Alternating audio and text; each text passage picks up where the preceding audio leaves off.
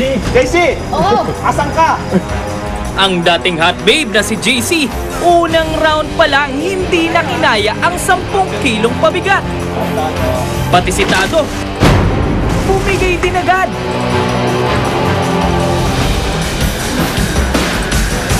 Tatagal pa kaya ang iba? Ulan ng pera, ang yaman ni Lola. Para sa pinakahuling paglalagay ng 10 kilos pa na weight, 5 minutes hanggang sa kakayanin ninyo. Yes, gano'n. Ito na ang patatagan, patibayan.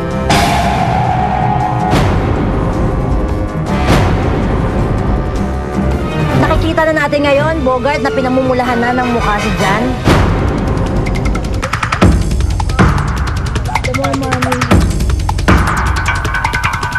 Kaya ngayon pa lang, congratulations kasi biro nyo, maaabot nyo na yung 5 minutes. Nagkataon lang nga na wala ng limit ang oras. Kaya mas makakaano ka. Iniisip ko, parang sayaw lang to, relax your shoulders. Gumaganong pa ako. Tapos yung medyo mainit pa talaga sa kamay. Ang init sa kamay. Grabe talaga. Yun, hindi mo mararamdaman yung sakit eh, yung init. Tapos nanginginig na yung arms ko.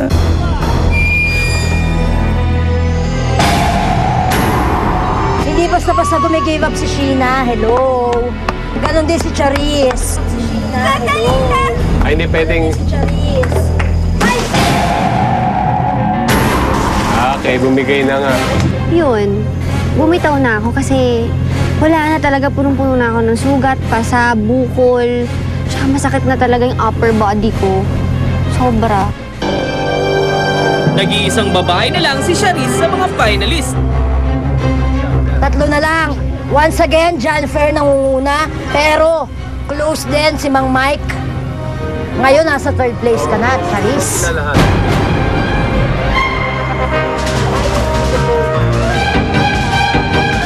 You guys have been there for 10 minutes now. Congratulations! Pero pagkatapos ng mahigit 10 minuto at dahil sa bitbit niyang 20 kilo, sumuko na rin ang powers ni Charis. Yung nung first 5 minutes, okay lang. Yung walang ngawit eh. Yung second, wala pa rin ngawit. Ito ang laki, parang ang laki nung in-upgrade. Parang nagulat ako sa bigat niya. Yaman ni Lola. Matindi ang labanan.